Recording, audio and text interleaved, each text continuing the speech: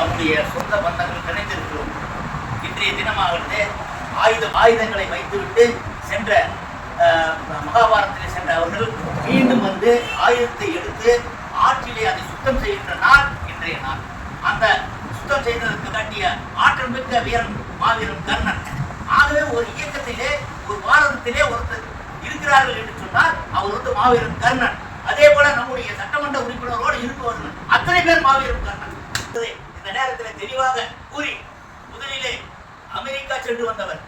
எனக்கு அரசியலே நான் எத்தனையோ சட்டமன்ற உறுப்பினர்களை சந்தித்து பழகியிருக்கின்றேன். ஆனால் தமிழ்நாட்டுடைய தென்கோடி முனையிலே இருந்து ஒரு கிராமத்திலே பிறந்து சாதாரண ஒரு ஏழையாக இருந்து அமெரிக்கா செல்வது சாதாரண விஷயம் அல்ல, இறைவனுடைய வரப்பிரசாதம்.